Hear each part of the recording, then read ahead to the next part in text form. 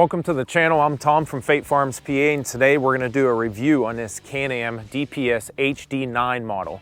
It's a cabbed model that comes from the factory.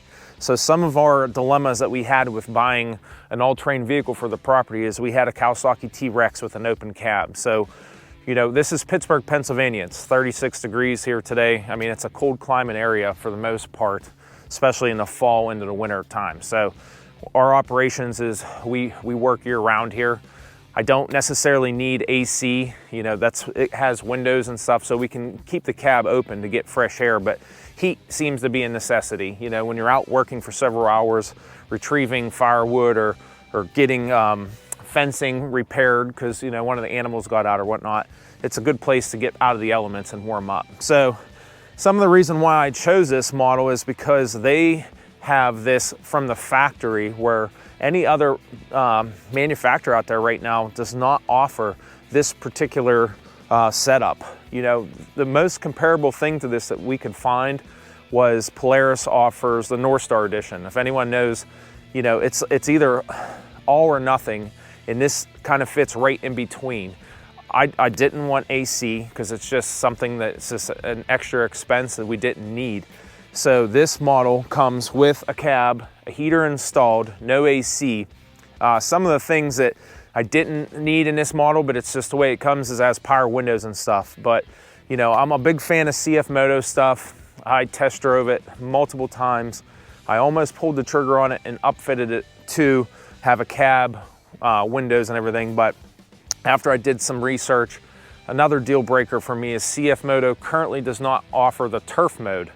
And that's where it takes the rear end and then it unlocks the rear end, so it doesn't, when you make a turn, it doesn't rip up the grass and stuff. And if you follow along on our channel, we spend thousands of dollars restoring fields and, you know, replanting them and fertilizing them and stuff like that. So it's the last thing we want to do is rip up something that we invested so much money in. So that was one of the biggest deal breakers for me, not to go with a CF Moto. But some other things that, you know, I really like about this unit is it has all the same towing capacity as the Polaris North Star Edition and the Ranger Edition. It can tow up to 2,500 pounds.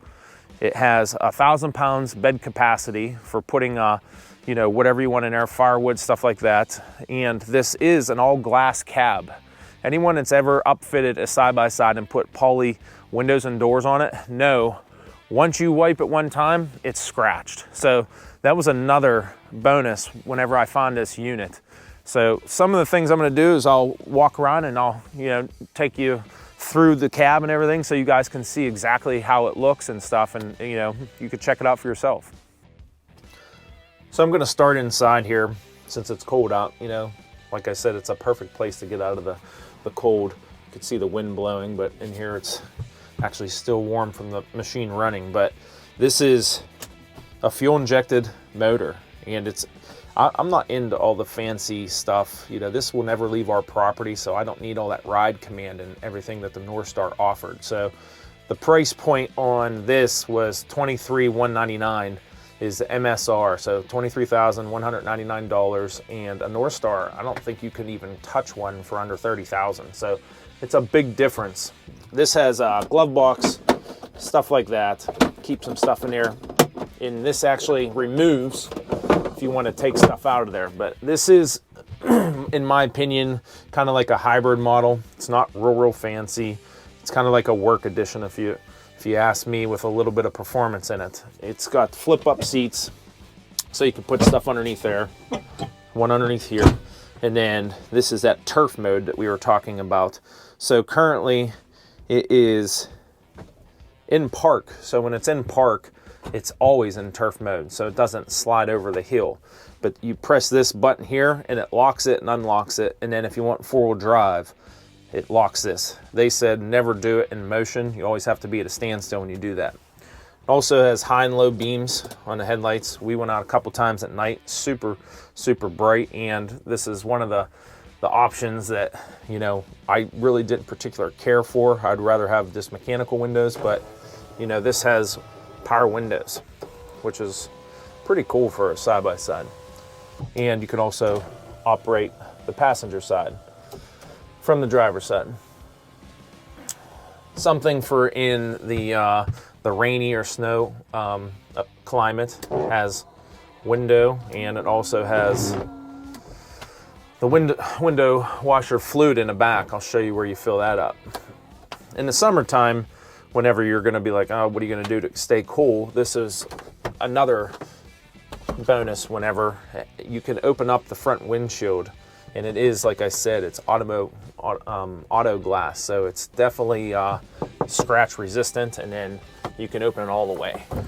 If you're gonna open it all the way, I would suggest not going very fast, because you don't want the wind to flip that up and break something. But we're gonna start this thing up, and that was another thing that I really enjoyed about this, is that it's started right now. This thing is super quiet.